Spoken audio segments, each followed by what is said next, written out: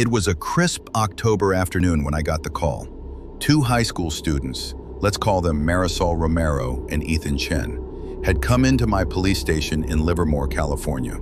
They'd been out filming a project for the Livermore High School Film Club, shooting B-roll in the hills west of the city, around the property that borders Del Valle Regional Park. I remember Marisol described it first saying, "We were tracking a dolly shot down this slope of chaparral, getting some leftover set pieces and wind rustling the oaks. Then Ethan caught something moving far off the trail. It was a man digging.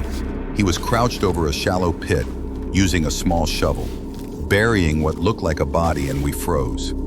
Ethan chimed in, say, "We looked at each other, whispered, and the camera kept rolling.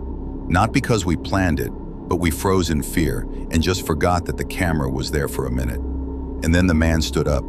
He was 6 foot plus, an older white male with salt and pepper hair, and he wore a light jacket. Unfortunately, the camera only saw his back. We panicked and turned the camera off, and then we ran. They brought me the SD card. I watched the footage in the bullpen, and there it was. The man was burying what clearly looked like a body in the woods, just off the trail. We scrambled and put together a team that went out there that night. When we reached the spot, a narrow spur off Pleasanton Ridge Road, toward the Sonol Wilderness edge, the sunlight was gone. Our headlamps cut through the trees. We found fresh disturbed soil, bits of plastic that resembled portions of a possible body bag, and the shallow grave from the film. Over the next week, we expanded the search and ended up finding more graves. In fact, there were dozens of them.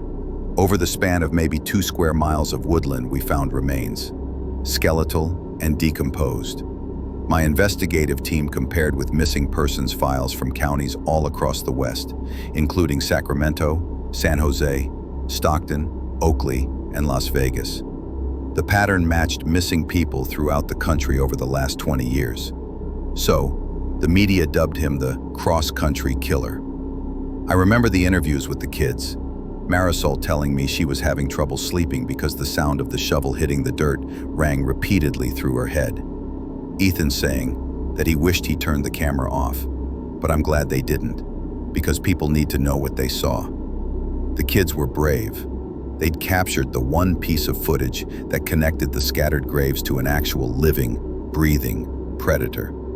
We never did catch the cross-country killer.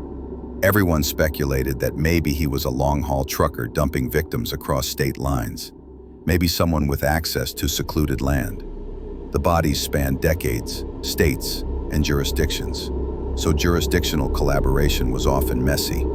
I lie awake sometimes and think, what if we went in differently that night? What if we had mapped the area before we left? What if the camera had focused on his face? What if we stayed longer? I replay every decision, every scenario.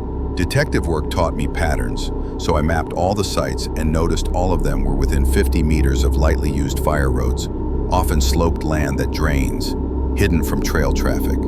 The killer chose remote but accessible terrain. He used the woods like his own landfill. He had confidence that no one was watching, but he was wrong. The kids were watching, and that footage was the one chance we got. In the days afterward, the station got so many tips from truckers, wanderers, ex-military van dwellers. One tipster claimed he saw a man matching the description at a rest stop on I-70 outside Denver in 2003, with a shovel and a tense look. Another tip led us to a cabin rental in rural Nevada in 2008, but they were all dead ends. The Bureau's cold case unit put him in the database as Unknown X. The FBI cross-referenced it with missing persons from the past 25 years, but they found nothing definitive. No face equals no match, and there was no DNA from his side.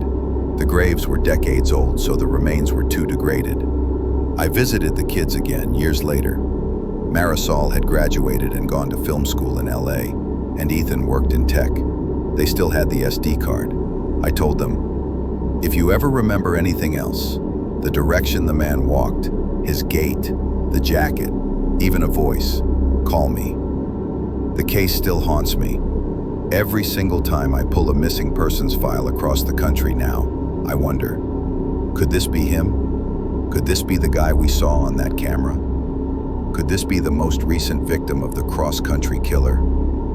I still sit in that bullpen space late at night, reviewing a still shot from the film of that man standing, shovel in hand, the trees behind him, sunlight through the oaks, and unfortunately, all I think about is how I couldn't stop him. I couldn't catch him. The kids ran into something unimaginable, and they got the footage. They did their job, but I failed to do mine. I failed those kids, and I failed the victims. Tonight, if you're out in the woods near Livermore, Pleasanton, or the Sunol area, keep an eye out.